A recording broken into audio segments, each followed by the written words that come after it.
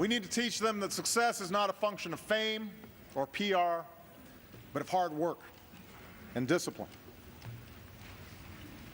Our schools share this responsibility. When a child walks into a classroom, it should be a place of high expectations and high performance. But too many schools don't meet this test.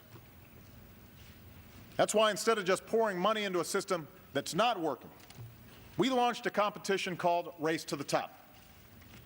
To all 50 states, we said, if you show us the most innovative plans to improve teacher quality and student achievement, we'll show you the money. Race to the Top is the most meaningful reform of our public schools in a generation. For less than 1% of what we spend on education each year, it has led over 40 states to raise their standards for teaching and learning. And these standards were developed, by the way, not by Washington, but by Republican and Democratic governors throughout the country. And Race to the Top should be the approach we follow this year as we replace No Child Left Behind with a law that's more flexible and focused on what's best for our kids.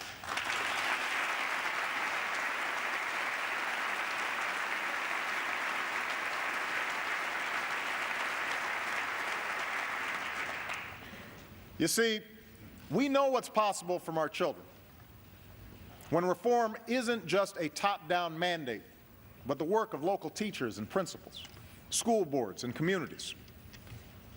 Take a school like Bruce Randolph in Denver. 3 years ago, it was rated one of the worst schools in Colorado, located on turf between two rival gangs. But last May, 97% of the seniors received their diploma. Most will be the first in their families to go to college. And after the first year of the school's transformation, the principal who made it possible wiped away tears when a student said, "Thank you, Miss Waters, for showing that we are smart and we can make it." That's what good schools can do. And we want good schools all across the country. Let's also remember that after parents, the biggest impact on a child's success comes from the man or woman at the front of the classroom. In South Korea, teachers are known as nation builders. Here in America, it's time we treated the people who educate our children with the same level of respect.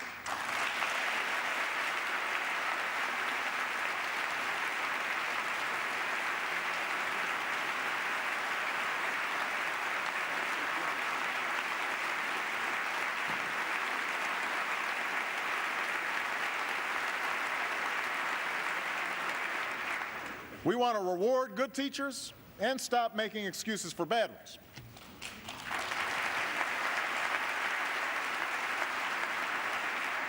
And over the next 10 years, with so many baby boomers retiring from our classrooms, we want to prepare 100,000 new teachers in the fields of science and technology and engineering and math.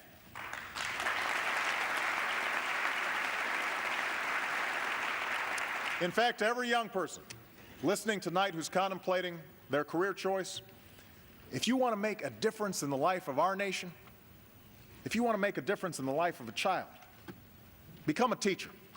Your country needs you.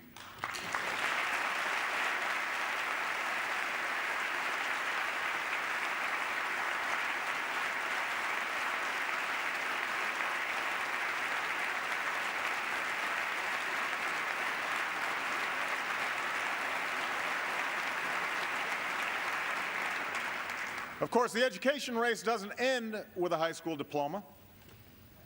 To compete, higher education must be within the reach of every American. That's why we've ended the unwarranted taxpayer subsidies that went to banks and used the savings to make college affordable for millions of students.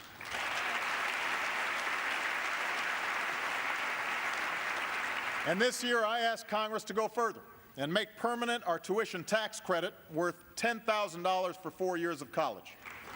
It's the right thing to do.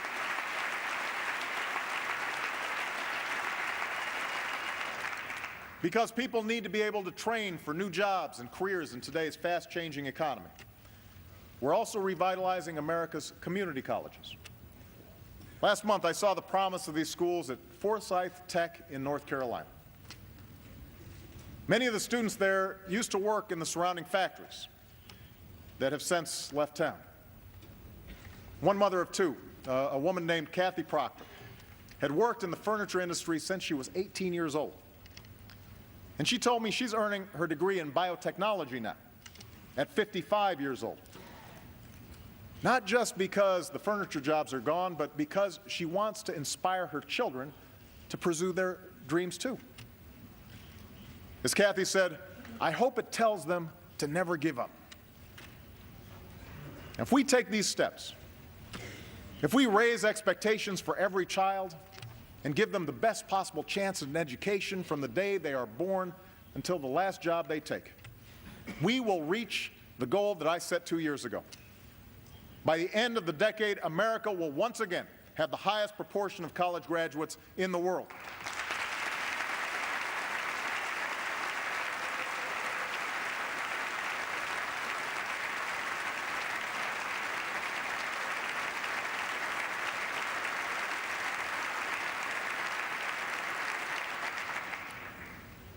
One last point about education.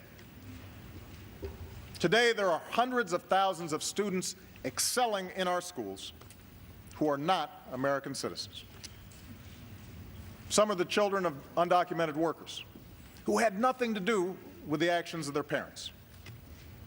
They grew up as Americans and pledge allegiance to our flag, and yet they live every day with the threat of deportation.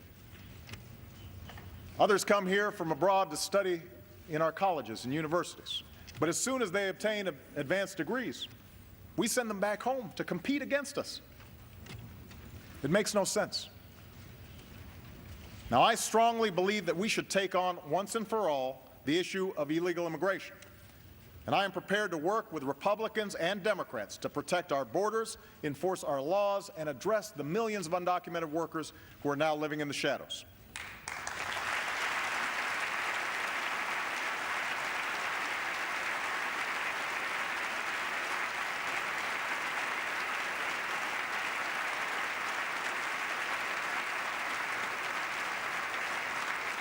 I know that debate will be difficult. I know it will take time. But tonight, let's agree to make that effort. And let's stop expelling talented, responsible young people who could be staffing our research labs or starting a new business, who could be further enriching this nation.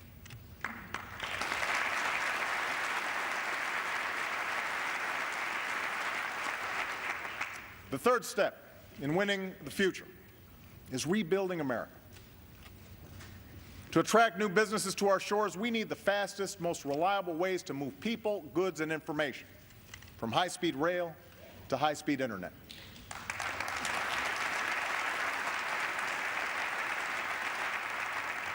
Our infrastructure used to be the best, but our lead has slipped. South Korean homes now have greater internet access than we do. Countries in Europe and Russia invest more in their roads and railways than we do. China's building faster trains and newer airports. Meanwhile, when our own engineers graded our nation's infrastructure, they gave us a D. We have to do better. America's the nation that built the Transcontinental Railroad, brought electricity to rural communities, constructed the interstate highway system. The jobs created by these projects didn't just come from laying down track or pavement. They came from businesses that opened near a town's new train station or the new off-ramp. So over the last 2 years, we've begun rebuilding for the 21st century, a project that has meant thousands of good jobs for the hard-hit construction industry. And tonight I'm proposing that we redouble those efforts.